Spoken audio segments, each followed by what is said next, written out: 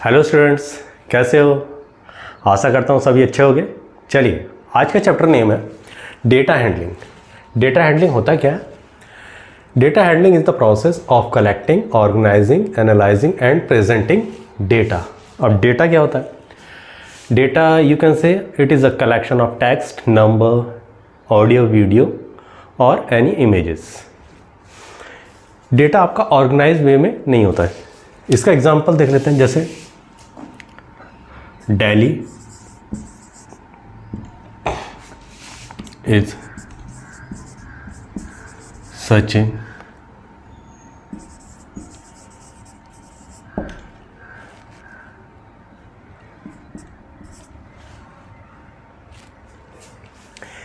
ये आपका क्या है? एक डेटा है। कोई भी टेक्स्ट है, दिल्ली नेम, ठीक है, ये भी टेक्स्ट है, ये भी टेक्स्ट है, ठीक है, ये किसी का नेम है, ये आपका। लेकिन इससे हमें इंफॉर्मेशन नहीं होती और अनऑर्गेनाइज्ड वे में होते हैं डेटा। उसको अगर ऑर्गेनाइज्ड वे में किया जाए या डेटा को प्रोसेस किया जाए जिससे कुछ मीनिंगफुल हमें डेटा मिल सके, उसे कहते हैं इंफॉर्मेशन। कैसे? अगर मैं ये लिखूं, Sachin is going to Delhi, इससे तो हमें पता नहीं लग रहा था ऊपर वाले से, ये क्या था? डेटा था। इससे पता लग रहा हमें कि ये इंफॉर्मेशन है। जब भी डेटा को प्रोसेस किया जाता है, डेटा प्रोसेस, ये कब क्या बनता है? इंफॉर्मेशन बनता है।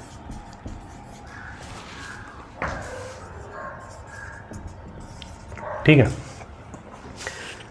तो डेटा हैंडलिंग में क्या करते हैं? सबसे पहले डेटा को कलेक्ट किया जाता है। अगर मैं एक एग्जांपल लूँ स्कूल का, जब रिपोर्ट कार्ड तैयार होता है तो क्या होता है? उसमें सभी के नेम आता है, मार्क्स आते हैं, ठीक है, उसकी अटेंडेंस आती है। तो ये इतना आसान तो होता नहीं है। तो सबसे पहले कलेक्ट किया जाता है, आपके नेम को कलेक्ट किया जाता है, ठीक है, फिर आपकी अटेंडेंस पूरे टर्म की, टर्म 1, टर्म 2 की, उसके बाद unit test 1, unit test 2, unit test 3, ठीक है, उसके बाद जो आपके एग्ज़ाम हुए, हाफ ईयरली, फिर फाइनल, ठीक है। तो उस प्रकार से डेटा को स्टोर किया जाता है, कलेक्ट किया जाता है सबसे पहले, फिर उसे ऑर्गेनाइज किया जाता है किसी टेबल में, ठीक है, या ग्राफिकल वे में उसको ऑर्गेनाइज किया जाता है। फिर एनालाइज किया जाता है। एनालाइज मीन्स कि जैसे आपका पूरा टोटल आया, कितना टोटल आया, या आपके जो अटेंडेंस है उसकी कितनी स्ट्रेंथ है, कितनी एब्सेंट है, वो एनालाइज किया जाता है और प्रेजेंट किया जाता है, ठीक है। और उससे आखिरी में आपको एक इन्फॉर्मेशन आती है, data to extract meaningful information. आपको जब रिपोर्ट कार्ड मिलता है तो पूरी की पूरी डिटेल आ जाती है। आप देखते हैं ना कि मेरे पर्टिकुलर सब्जेक्ट में कितने मार्क्स हैं, या मेरी अटेंडेंस कितनी है, ठीक है, और मेरे UT1 में, UT2 में कितने मार्क्स थे, ठीक है, कितना एवरेज लिया गया था। तो वो पूरी इन्फॉर्मेशन हमें मिल सकती है और उसके बाद हम डिसीजन ले सकते हैं, ठीक है। तो ये होता है डेटा हैंडलिंग। अब आगे डेटा हैंडलिंग में कि चलते हैं, चलिए आगे चलते हैं। अब देख लेते हैं रिप्रेजेंटेटिव वैल्यू। रिप्रेजेंटेटिव वैल्यू होता क्या है? रिप्रेजेंटेटिव वैल्यू मीन्स कि वन वैल्यू, एक वैल्यू आपकी पूरे डेटा सेट के डिटेल को बता देती है। कैसे? जैसे यही एग्जांपल ले लेते हैं, Sachin spends on an average of about 4 hours daily for studies. Sachin रोज कितने, सचिन के बारे में क्या बताया गया है कि वो ऑन एन एवरेज 4 आवर्स पढ़ रहा है। वो एग्जैक्ट तो नहीं बताया उसमें, किसी दिन वो 1 घंटा पढ़ता होगा, किसी दिन वो 6 घंटा ही पढ़ता होगा, 5 घंटा ही पढ़ता होगा, ठीक है। लेकिन जो एवरेज बन के आ रहा है वो कितना आ रहा है? 4 आवर्स डेली। इसमें पूरे मंथ का तो नहीं दिया, या पूरे क्या कहते हैं ईयर्स का तो नहीं दिया कि ये वो पर्टिकुलर उस दिन कितने पढ़ रहा था, ठीक है। एक वैल्यू से पता चल जा रहा है कि वो एवरेज कितना पढ़ रहा है, ठीक है। पूरे डिटेल ली होगी और उसको क्या क्या होगा, उसका मीन निकाला होगा। ऐसे ही Ramesh spends on an average of 2 hours daily in sports. Ramesh क्या स्पेंड्स कर रहा है स्पोर्ट्स में? 2 आवर्स। एग्जैक्ट तो नहीं कर रहा, उसका एवरेज लिया गया है कि ये 2 आवर्स खेलता है, किसी दिन वो 3 आवर्स भी खेलता होगा, किसी दिन 1 आवर्स भी खेलता होगा। जो ऑन एन एवरेज आ रहा है वो 2 आवर्स आ रहा है, लेकिन एक वैल्यू से क्या हो रहा है, वो पूरे उसकी जो डिटेल है उसके डेटा की, वो पूरी डिटेल को ये आवर्स 2 आवर्स बता दे रहे हैं कि वो कितना खेलता होगा रोज। ठीक है, ऐसी the average of the city is 35 degree centigrade in the month of July. जुलाई के मंथ में सिटी की एवरेज टेम्परेचर कितना है, टेम्परेचर कितना है 35 डिग्री। अब 35 डिग्री रोज तो नहीं होगा, किसी दिन 20 भी होगा, किसी दिन 40 भी होगा, 42 भी जा रहा होगा। ठीक है, तो लेकिन जब उसका एवरेज लिया गया होगा तो कितना आ रहा है, ये 35 डिग्री सेंटीग्रेड आ रहा है।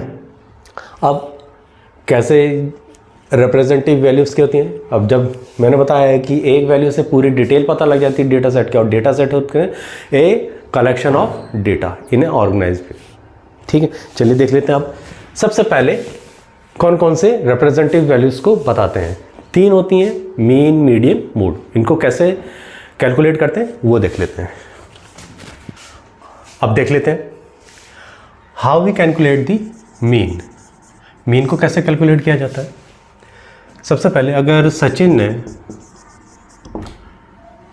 Has scored marks in UT first 18 marks and in UT second 20 marks, अगर यूनिट टेस्ट फर्स्ट में सचिन ने 18 मार्क्स ऑब्टेन किए और यूटी सेकंड में उसने 20 मार्क्स ऑब्टेन किए 20 में से। ठीक है, ये 20 मार्क्स के हैं और इसमें फर्स्ट में 18 और 20, तो इसका एवरेज कितना होगा। ठीक है, तो मीन होता है आपका equal to sum of marks upon number of UT. ठीक है, सम ऑफ मार्क्स 18 + 20 और नंबर ऑफ यूटीज़ कितने 2, तो यहाँ पे कितना आ गया 38/2। एवरेज कितना आ गया उसका 19। ठीक है, अगर कभी भी कैलकुलेट करना हो तो मीन क्या होता है वैसे, sum of observation upon number of observation. अब ऑब्जर्वेशन क्या होता है, ऑब्जर्वेशंस ये होते हैं न्यूमेरिकल पार्ट्स। अगर किसी डेटा सेट में अगर मैं यहाँ पे लेता किसी की एज ले लेता, if I will take the age of students. ठीक है, अगर यहाँ पे स्टूडेंट्स की एज लेता मैं 14, 13, 12, 16, 19, 20। ठीक है, 1 2 3 4 5 6। ठीक है, तो ये क्या है, ये ऑब्जर्वेशंस हैं जो न्यूमेरिकल वैल्यू होगी या specific value in a data set. ये डेटा सेट है, उसमें स्पेसिफिक वैल्यू या न्यूमेरिकल वैल्यू क्या होती है, वो होते हैं ऑब्जर्वेशंस। ठीक है, अब इसी का मीन देख लेते हैं। इसी में देख लेते हैं कि क्या है, कि इसमें रेंज क्या है, मैक्सिमम वैल्यूज़ क्या है। ठीक है, और मिनिमम वैल्यूज़ इसमें हैं कितनी। अब ये अनऑर्गेनाइज्ड है, ये क्या है, अनऑर्गेनाइज्ड है डेटा। ठीक है, रॉ डेटा कहते हैं इसे। अब इसी में देख लेते हैं, सबसे पहले इसे असेंडिंग ऑर्डर में लिख लेंगे, 12, फिर 13, फिर 14। ये है आपका क्या है, एजेस, एज ऑफ स्टूडेंट्स। ठीक है, फिर आ गया 16, फिर 19, फिर 20। 1 2 3 4 5 6 6 ऑब्जर्वेशन है। 1 2 3 4 5 6 6 ऑब्जर्वेशन है। मीन क्या होगा, मैंने बताया sum of observation, sum of observation and number of observation. ठीक है, अगर यहाँ पे सम ऑफ ऑब्जर्वेशंस क्या है, यहाँ पे 14 + 13 + 12 + 16 + 19 + 20 और नंबर ऑफ ऑब्जर्वेशंस कितने हैं 6, तो मीन कितना आ गया आपका 4 + 3 7, 7 और 2 9, 9 और 5, 15, 15 और 9, 24, 24, 2, 2, 1, 3, 4, 5, 6, 7, 7 और 2, 9 अपॉन 6। तो ये कितना है, 6 1 जा 6, 34, 6 5 जा 30, 40, 6 6 जा 36, 40, 6 6 जा मतलब कि 15.66 इसका क्या आ रहा है, अरिथमेटिक मीन आ रहा है। हमेशा अरिथमेटिक मीन देखिए, इसमें मैक्सिमम एज कितनी है, मैक्सिमम एज कितनी है 20, मिनिमम एज कितनी है 14, ठीक है। और जो मीडियन आ रहा है, मीन आ रहा है कितना आ रहा है 15 आ रहा है, मीन्स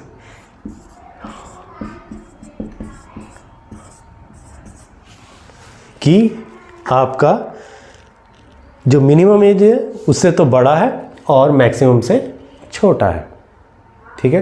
तो मीन हमेशा मिनिमम और मैक्सिमम के मिडिल में होगा, ठीक है। इसके बाद रेंज देख लेते हैं। What is range? रेंज होता है, range is upper limit minus lower limit, ठीक है। अपर लिमिट आपकी ये होती है जो मैक्सिमम वैल्यू होती है, और लोअर लिमिट जो उसकी मिनिमम वैल्यू होती है। और डेटा सेट में ये है आपका, ये आपका डेटा सेट है। Data set is a collection of क्या, ऑब्जर्वेशंस कह सकते हैं, वैल्यूज़ कह सकते हैं, ठीक है। ये आपकी डेटा सेट है। तो अपर लिमिट कितनी है 20 और लोअर लिमिट कितनी है 14, तो ये कितना आ गया 6। तो रेंज कितनी हो गई इसकी 6 हो गई, ठीक है। तो ये we can calculate the mean. एक और एग्जांपल देख लेते हैं इसमें। अब नेक्स्ट क्वेश्चन है, following table shows the points of each player scored in the 4 games. 3 player हैं, ठीक है, 4 गेम्स हैं। ए ने इतने मैच खेले, ठीक है, और इतने स्कोर किए, बी ने इतना स्कोर किया, सी ने स्कोर किया। अब पहला क्वेश्चन है, find the mean of player A and B. A और बी का मीन बताइए। सबसे पहले मीन किसका, ए। तो sum of observation, sum of observation और नंबर ऑफ ऑब्जर्वेशन, ठीक है। तो सम ऑफ ऑब्जर्वेशन कितना हो गया 14 + 16 + 10 + 10, और नंबर ऑफ ऑब्जर्वेशन कितना हो गया 1 2 3 4, ठीक है, ये हो गए 4। या ये भी लिख सकते हैं sum of score in the games और नंबर ऑफ गेम्स, ये भी लिख सकते हैं आप, ठीक है। ये हो गया कितना 30 40 50 अपॉन 4, तो हो गया 4 1 जा 4, 10 4 2 जा 8, 12.5। तो इसका मीन कितना आ गया, इसका 12.5 आ गया। इसी प्रकार बी का देख लेते हैं। यहाँ पे इसने 0 भी बनाया है, ठीक है, 8 भी बनाया है, तो इसको कंसिडर करेंगे 8 + 6 + 4, ठीक है, और ये क्या होता है 4। तो ये कितना आ गया आपका 8 + 6 14, 14 + 4 18 अपॉन 4। तो ये आ गया कितना 4 4 जा 16, 24 5 जा 20। तो इसका मीन कितना आ गया 4.5। अब थर्ड का इसमें पूछा है, to find the mean number of the points per game for C, would you divide the total points by 3 और 4। देखिए नंबर ऑफ गेम्स उसने कितने खेले हैं 1 2 3, ये तो नहीं खेला, तो इसे तो कंसिडर नहीं करेंगे, ठीक है। ये कह रहा है कि divide the total points by 3 और 4, हम इसे 3 से डिवाइड करेंगे। क्यों, इसने तीसरा तो खेला ही नहीं।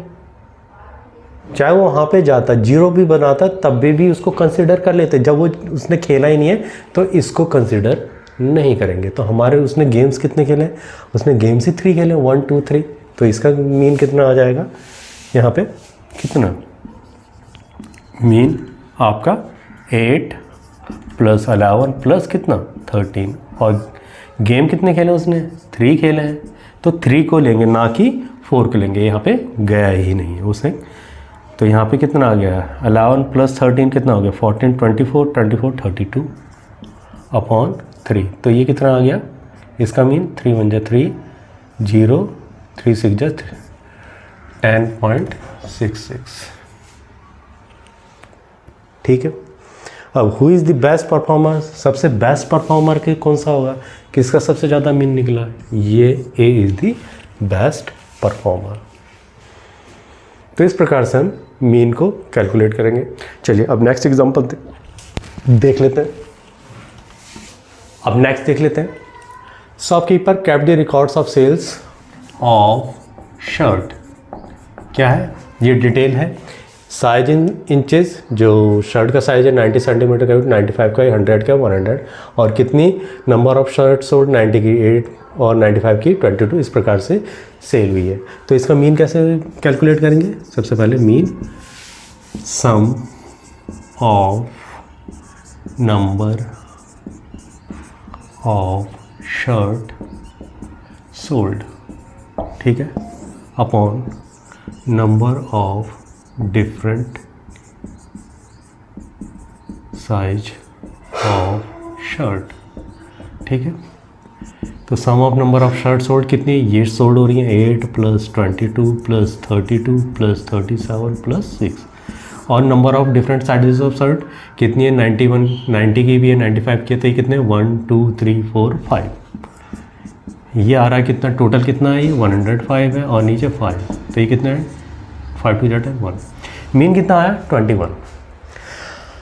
ये तो शर्ट होगी। अगर जब वो नेक्स्ट अगर ऑर्डर प्लेस करेगा तो 21 के सबके प्लेस करेगा कि 21 इसके, क्योंकि एवरेज ऑन एन एवरेज उसका कितना आ रहा है 21, ठीक है। तो क्या करेगा 21 करेगा कि 90 की सेंटीमीटर की 21 को 21 ऑर्डर प्लेस करे, नहीं मंगाए, फिर 95 का भी 21 मंगाए, 100 का भी 21 मंगाए, और 105 का भी 21 मंगाए, 110 का भी 21 मंगाए, ऐसा करेगा नहीं। क्यों, देखिए 90 सेंटीमीटर की तो उसकी 80 बिक रही है, इसी प्रकार 110 की कितनी बिक रही है 6 बिक रही है, ये तो बिक ही नहीं रही है। अगर वो यहाँ पे 21 अगर इसको ऑर्डर प्लेस करेगा तो कितने का घाटा हो जाएगा उसको। अगली बार मान लो अगर और भी मान लो और भी नीचे चलेगा, यहाँ पे एक तरह से कितना 13 का घाटा हो जाएगा, यहाँ पे कितने का घाटा हो जाएगा, यहाँ पे तुम्हारा कितना 15 का घाटा हो जाएगा। और यहाँ पे जो उसको फ़ायदा होना था यहाँ पे तो बहुत ही इसको यहाँ पे भी घाटा हो जाएगा। यहाँ पे तो देखिए 37 उसकी बिक रही थी बहुत ज़्यादा, और उससे कम उसने प्लेस कर दिया जिसकी डिमांड सबसे ज़्यादा थी। नहीं, कई बार हमारा मीन कैलकुलेट नहीं करते हैं, उसके लिए अलग मोड होता है। अब मोड क्या होता है, whose a number whose frequency is most that is known as mode. जिस नंबर की फ्रीक्वेंसी सबसे ज़्यादा होती है 90, यहाँ पे किसकी फ्रीक्वेंसी, देखिए वो ऑर्डर किसका प्लेस कर सकता है, इन तीनों का प्लेस कर सकता है, ठीक है। लेकिन जो फेवरेट है वो फेवरेट कौन सा है, यहाँ पे ये है 37 सेंटीमीटर, जो 105 उसके तो सबसे ज़्यादा बिक रही है ना, तो इसका मॉड कितना होगा 37 होगा। Mode means whose frequency is most. एक और एग्जांपल ले लेता हूँ, फिर इसी में ही देखेंगे एक एग्जांपल। सपोज 5 स्टूडेंट्स हैं जिनके पास एक के पास 2 चॉकलेट है, दूसरे के पास 3 चॉकलेट है, फिर थर्ड के पास भी 2 चॉकलेट है, फोर्थ के पास 4 चॉकलेट है, और फिफ्थ के पास 1 चॉकलेट है।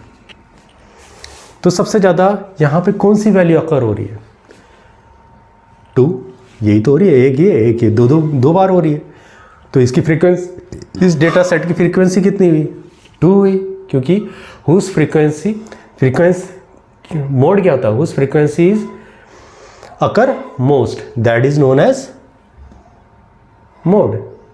और फ्रीक्वेंसी की जोन सा नंबर सबसे जो बार बार रिपीट होता है, ठीक है, जो नंबर रिपीट होता है उसी को उसकी फ्रीक्वेंसी कहते हैं, ठीक है। यहाँ पे कौन सा नंबर रिपीट हो रहा है 2, और इसका मोड कितना होगा 2 होएगा, ठीक। इसी प्रकार यहाँ पे इस टेबल का मीन ना लेके हम क्या लेंगे मोड, और जो हमारा फ्रीक्वेंसी जो कि इसकी फ्रीक्वेंसी 100, यहाँ पे फ्रीक्वेंसी सबसे ज़्यादा किसकी है, 105 सेंटीमीटर की है, तो यहाँ पे मोड कितना आ जाएगा, 105 सेंटीमीटर आ जाएगा, क्योंकि यही फेवरेट है यहाँ पे। अगर वो प्लेस करेगा तो इसके ज़्यादा करेगा, अपने हिसाब से करेगा, यहाँ पे 40 कर देगा, इसके इन तीनों को तो प्लेस करेगा ही करेगा अपने हिसाब से, जो भी नेक्स्ट ऑर्डर करे, लेकिन वो इतने नहीं करेगा 21 अब अपने हिसाब से। जहाँ पे मैंने कहा रिप्रेजेंटेटिव वैल्यूज़, जो एक वैल्यू क्या बता देती है, पूरे डेटा सेट का डिटेल को बता देती है, ठीक है, या समराइज़ कर देती है, तो यहाँ पे ये बता रही है, ठीक है। तो इसकी फ्रीक्वेंसी सबसे ज़्यादा है, तो इसका मोड कितना होगा, 105 सेंटीमीटर, ठीक है। चलिए एक नया न्यू एग्जांपल कर लेते हैं।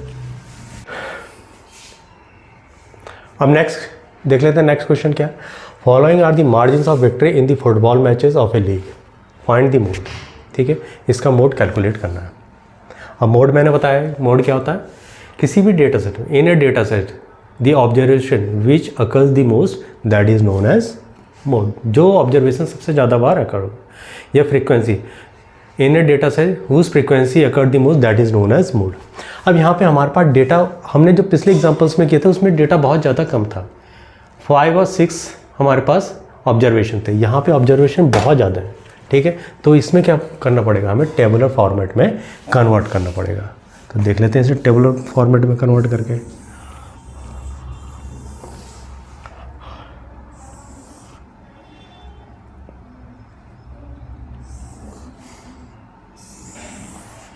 यहाँ पे margins of victory, margins of tally bars, और यहाँ पे क्या हो गया, number of matches, number of matches. सबसे पहले 1 कितनी बार अकर हो रहा है देख लीजिए, ये है। इसको जब हम यहाँ पे टैली बार्स में करेंगे, जितनी बार अकर होगा उतनी बार हम यहाँ पे क्या करेंगे, बार बनाते जाएंगे, 1, ठीक है। 1 का यहाँ पे 1 बार हो गया, फिर ये 2, फिर ये 3, ये 4, और जब 5 आएंगे तो 5 को इससे इस प्रकार से कर देंगे, यहाँ तक 5 हो गया। फिर इसके बाद फिर से आगे फिर से रिपीट 6, फिर ये 7, फिर ये 8, फिर ये 9, तो नंबर ऑफ मैचेस कितने हैं, 9 हो गए। इसी प्रकार 2 का देख लेते हैं, 2 का 1 बार, फिर सेकंड, फिर 3 है, 1, 2, और ये 5 हो गया, फिर से अकर हो गया, फिर यहाँ पे आ गया, फिर से आ गया, ठीक है, फिर यहाँ पे आ गया, फिर से इस प्रकार से। अब यहाँ पे ये 1, 2, 3, 4, और कोई आ रहा नहीं, तो ये आ गया 10 और 4 14। अब नेक्स्ट है 3 कितनी बार अकर हो रहा है, 1, 2, दूसरा बार, फिर 3, 4, ये 5, फिर 6, फिर 7 बार हो रहा है, ठीक है। इसी प्रकार 4 ही आ गया है, 1, 2, और कहीं हो रहा है, 3, 4, यहाँ तक 4 आ गया, ये 5, ठीक है, ये 5 बार हो रहा है। इसी प्रकार 5 देख लेते हैं, 5, 1, 2,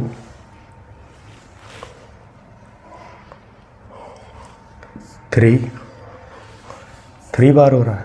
6 देख लेते हैं कितनी बार, ये 1, 2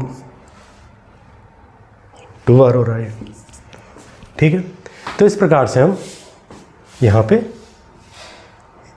टैली बार्स को बनाएंगे, और यहाँ पे टोटल देख लेते हैं, ये कितना हो गया, 9, 13, 20, 25, 28, और यहाँ पे 28, 30, ये 40 हो गया, टोटल 40 हो गया, ठीक है। तो इस प्रकार से हमने जब ज़्यादा डेटा हमारे पास, ऑब्जर्वेशंस ऑफ डेटा बहुत ज़्यादा हो जाते हैं, तो हम इस प्रकार से टैली बार्स को, अगर वहाँ पे ये भी आ जाए कि टैली बार्स बनाइए, ठीक है, टेबल ऑफ फॉर्मेट बनाए, तो इस प्रकार से हम कैलकुलेट करते हैं।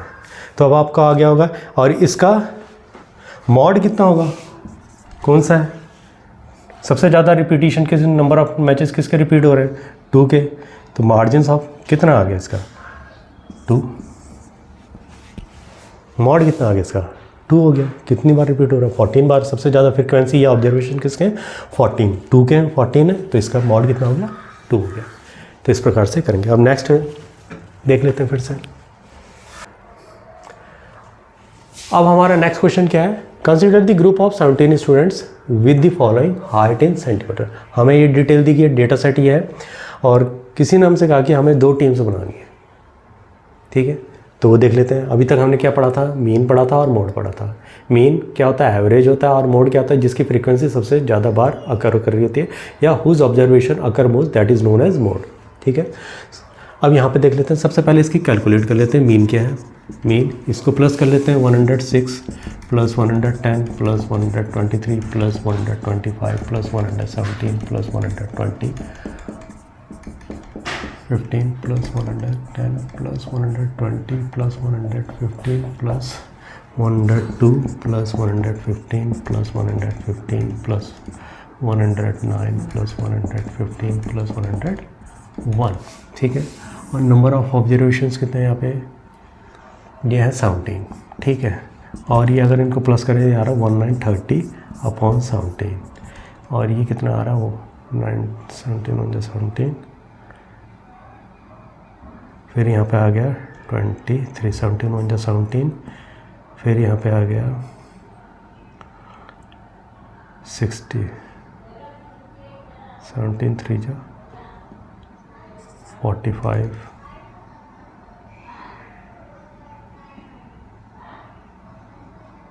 फाइव के समथिंग होता है। इस प्रकार से असेंडिंग ऑर्डर में ले लेते हैं। यहाँ पे सबसे पहले कितना है, 100 कितना, सबसे स्मॉल कितना, 101, फिर 101 है, और कहीं पर फिर 102 है। फिर अब देखिए मीन कितना हमारा पास 113.5। अगर हम यहाँ पे एवरेज इसको लेते हैं यहाँ पे, तो 113, तो यहाँ पे करीबन यहाँ पे आता है, ठीक है। तो 1 2 3 4 5 6 7, इससे छोटा ही लेंगे, ठीक है। 113 इससे छोटा ही है, ठीक है, ये आएगा। तो ये कितना बैठ रहा है, 1 2 3 4 5 6 7, और दूसरा 17 है, तो 10 की हमारे पास क्या बैटरी है, टीम बैटरी है, ठीक है। अगर मीन लेते हैं तो ये तो सही नहीं होगा, क्योंकि हमें इक्वल डिस्ट्रीब्यूट करनी है। अगर मान लो एक रेफरी भी मानते हैं, यहाँ पे 9 आता है, 9 और 7 होगा, ठीक है। अगर मोड निकालते हैं, मोड इसका जो सबसे ज़्यादा फ्रीक्वेंसी किसकी है, इसकी है 115 की। तो यहाँ पे अगर 115 भी मारते हैं, यहाँ से भी करते हैं, तो ये कितना आ जाएगा, 1 2 3 4 5 6 7 8 और 10 हो गया। अगर हम इसको देखिए, अगर हम मीडियन लेते हैं, अब मीडियन का आएगा। मीडियन क्या होता है, यहाँ पे नंबर ऑफ ऑब्जर्वेशन देखना, यहाँ पे नंबर ऑफ ऑब्जर्वेशंस ऑड है, कितनी बार है, 1 2 3 4 5 6 7 8 9 10 11 12 13 14 15 16 17, ठीक है, 17 है। और कभी भी आपको यहाँ पे देखिए, जब भी आपको मीडियन निकालना होता है, तो आपको अनऑर्गेनाइज्ड वे में दिया होता है, उससे सबसे पहले असेंडिंग ऑर्डर में करते हैं या डिसेंडिंग ऑर्डर में कर लेते हैं। यहाँ पे हमने असेंडिंग ऑर्डर में कर लिया। और ऑब्जर्वेशंस कितने हैं, यहाँ पे 17 है। तो इसका फॉर्मूला क्या होता है, n plus number of observation plus 1/2। तो नंबर ऑफ ऑब्जर्वेशन कितने, 17 प्लस 1/2, तो कितना आ गया, 18/2। यहाँ पे आ गया 9, ठीक है, 9 आ गया। तो 9 यहाँ पे कहाँ से बैठ रहा है, इसका मीडियन कितना हो गया, 9, 1 2 3 4 5 6 7 8 9, इसका मीडियन 115 हो गया। ये वाला टर्म कौन सा हो गया, ये वाला ऑब्जर्वेशन क्या हो गया, इसका मीडियन हो गया, ठीक है। अब यहाँ से 1 2 3 4 5 6 7 8 यहाँ पे कर लेते हैं, ठीक है। और इसको बना लेते हैं रेफरी, तो 8 यहाँ पे बचेंगे, ठीक है। 8 8 16 प्लस 17, तो जहाँ पे मीडियम वहाँ पे कैलकुलेट करना पे जहाँ पे हमें मिडिल वैल्यू को लेके आना होता है, ठीक है, we have to calculate that. और उसमें क्या होता है, आपको अनऑर्गेनाइज्ड वे में क्या होगा, डेटा दिया हो रहा होगा, ये अनऑर्गेनाइज्ड में, उसे ऑर्गेनाइज्ड वे में करना पड़ेगा कि असेंडिंग ऑर्डर या डिसेंडिंग ऑर्डर। और आपके कोर्स में यहाँ पे क्या है, आपका ऑब्जर्वेशंस ऑड है, तो यहाँ पे कितने ऑब्जर्वेशंस हैं, यहाँ पे 17 है। अगर ये अभी तक आपने मीन मीडियन मोड को कैलकुलेट करना सीखा है, अब देख लेते हैं बार ग्राफ को। बार ग्राफ किस लिए यूज़ किया जाता है, बेसिकली कंपेयर करने के लिए यूज़ किया जाता है और ईजिली हमें प्रेजेंटेबल या उसका ऑब्जर्वेशन ईजिली हो जाता है। चलिए देख लेते हैं। सबसे पहले नंबर ऑफ स्टूडेंट्स ये है और मार्क्स ऑब्टेन। तो इसको कैसे देखिए, हमेशा 2D में बार ग्राफ ड्रॉ करते हैं। ये होता है वाई एक्सिस और ये होता है एक्स एक्सिस, ठीक है। अब यहाँ पे स्टूडेंट्स हम इसे हॉरिजॉन्टल भी लिख सकते हैं और वर्टिकल भी लिख सकते हैं। और अब यहाँ पे स्टूडेंट्स हमें और हॉरिजॉन्टल लिखने में आसानी होगी, तो इस प्रकार से हम हॉरिजॉन्टल यहाँ पर लिख देते हैं। नंबर ऑफ स्टूडेंट STU, हम यहाँ पे detail we have to fill, और इस जगह हमें मार्क्स ऑब्टेन्ड। कोई हार्ड एंड फास्ट रूल नहीं है, मार्क्स ऑब्टेन यहाँ पे भी लिख सकते हैं स्टूडेंट्स, लेकिन हमारा वो अभी बार ग्राफ ऐसे बन रहा था, वो बार ग्राफ इस प्रकार से हॉरिजॉन्टली बनेगा, ये वर्टिकली बनेगा, ठीक है। तो सबसे पहले देख लेते हैं अजय, यहाँ पे हाँ स्केल कैलकुलेट कर लेते हैं।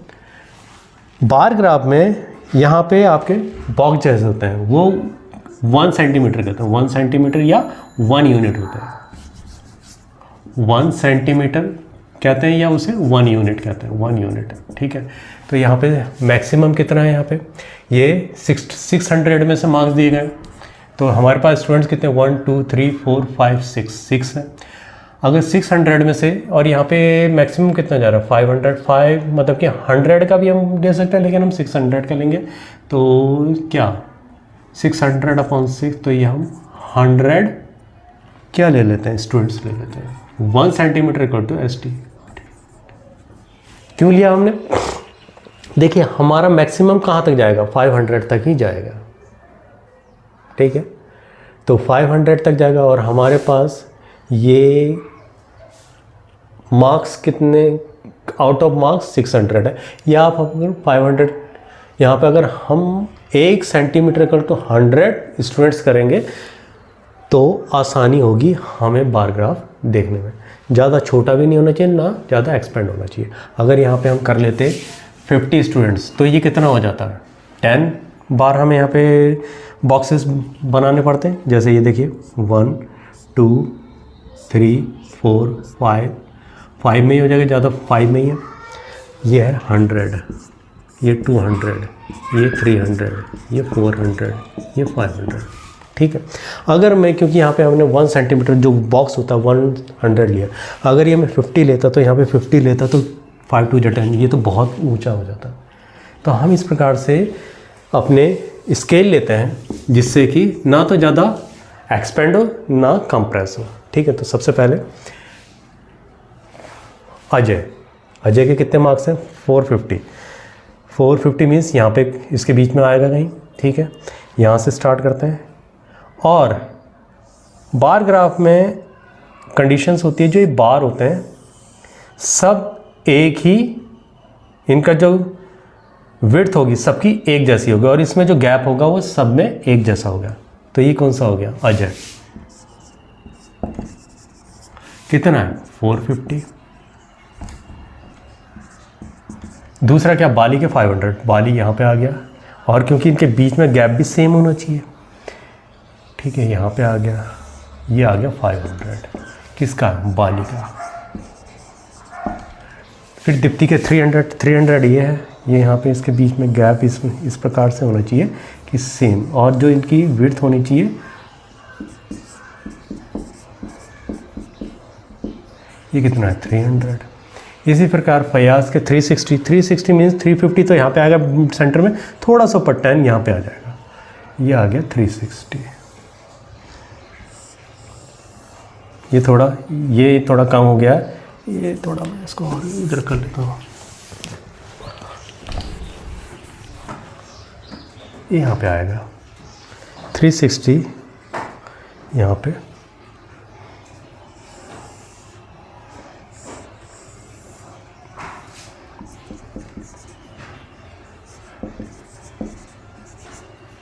कितना है 360। फिर गीतिका के 400 ये आ रहा है, ठीक है। यहाँ पे इस प्रकार से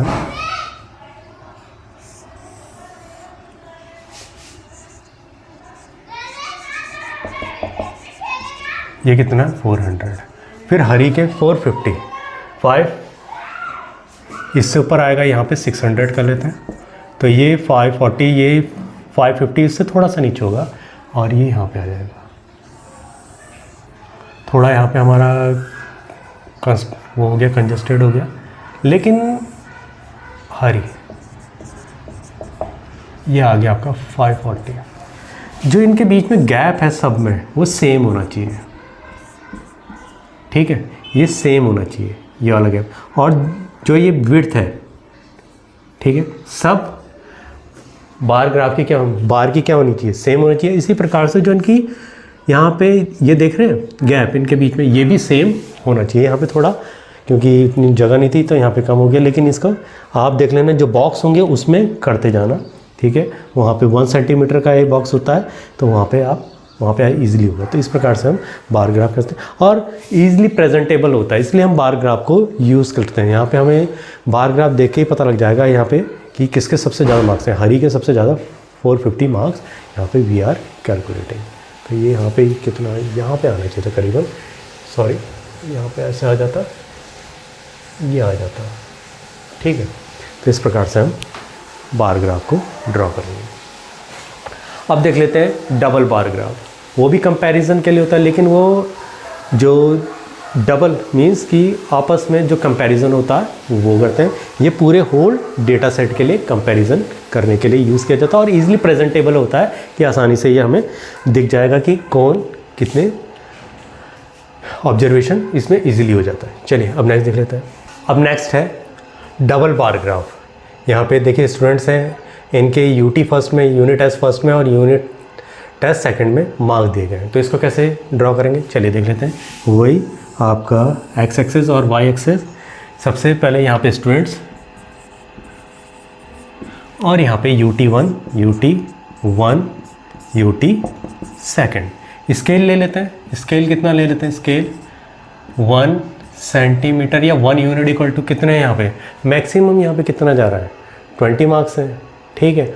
और नंबर ऑफ स्टूडेंट्स कितने 1 2 3 4 5, तो 5 का स्केल ले लेता है, ठीक है, क्योंकि यहाँ पे इजीली होगा 15 10 15 20 9, तो 5 मार्क्स का ले लेते हैं, ठीक है, जिससे हमें इजीली हो, ठीक है। 1 2 3 4 5 20 में से मार्क्स हैं, ठीक है। तो 4 भी ले सकते थे आप। 4 अगर लेने में, क्योंकि यहाँ पे 5 स्टूडेंट्स हैं, अगर 4 हम लेते हैं तो 4 में क्या प्रॉब्लम्स आ जाती है, देखिए हो तो जाएगा 4 में, ठीक है, लेकिन 10 उतना ड्रॉ नहीं हो पाएगा, ठीक है। लेकिन 5 में क्या करेंगे, देखिए स्केल इस प्रकार से लेना चाहिए कि वो जो डिजिट यहाँ पे है वो मैक्सिमम यहाँ पे कवर अप हो सके। देखिए 10 हो रहा है, देखिए 10 आसानी से 15 20 इसी प्रकार 15 कवर हो रहा है। अगर 4 लेते हैं तो यहाँ पे बस एक बार कवर हो रहा है, 1 2 ये हो रहे हैं कवर, ठीक है। 15 में ज़्यादा, 5 में ज़्यादा कवर हो रहा है, ठीक है। तो 5 1 2 3 4 और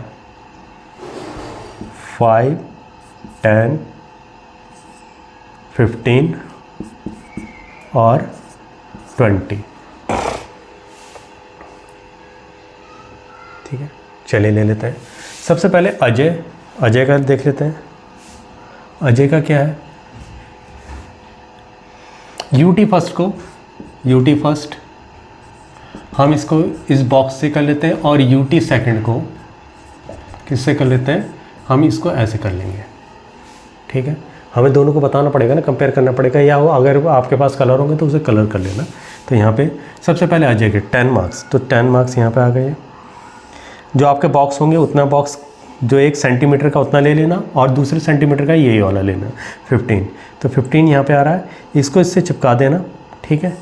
ये दूसरा बॉक्स आपका आ जाएगा, ठीक है। तो ये किसके आ गए, अजय के लिए आ गए, अजय, ये स्टूडेंट्स हैं, ठीक है। तो ये कितना आ गया 10, 15। इसके बीच में गैप होना चाहिए, सेम गैप होना चाहिए। फिर कितना आ रहा है, बाली का 15, बाली का 15 आ गया ये, और 18। यहाँ पे अगर ये करें 1 2 3, कितना आ जाएगा, यहाँ पे आ गया 16 17 18, यहाँ पे थोड़ा यहाँ पे करीबन आएगा, ये 18 आ गया, किसके, बाली के। कितने आ रहे हैं, 15 और 18। इसी प्रकार दीप्ति के कितने आ रहे हैं, 20 तो ये आ गया, और गैप इसके बीच में, जो इसमें बीच में गैप होना चाहिए वो सेम होना चाहिए। ये कितना आ गया, 20, ये थोड़ा इससे ऊपर होगा, और दूसरा कितना आ रहा है, 19, थोड़ा इससे नीचे होगा। किसके, दीप्ति के, ठीक है। 20 और 19, फैयाज के 12, और यहाँ पे 12, यहाँ पे 11, और ये 12 यहाँ पे करीबन आएगा, और 16 ये थोड़ा इससे ऊपर आएगा, 15 ये है, इससे 16।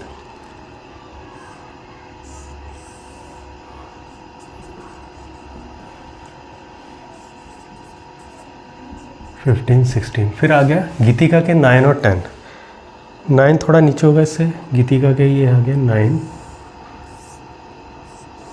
थोड़े कंजस्टेड हो रहा है, और 15। लेकिन जो इसकी विड्थ होगी वो सबकी सेम होगी, 9 और 15। और हमने UT2, ये देखिए UT1 का है, और UT2 को इस प्रकार से हम, अगर आपके पास कोई कलर होगा उस कलर से कर लेना और वहाँ पे ड्रॉ कर लेना, ठीक है, ऐसे कलर कर लेना। अब यहाँ पे मैंने ये कर दिया, तो इससे आसानी हो जाती है कंपेयर करने की कि कितने मार्क्स आए थे।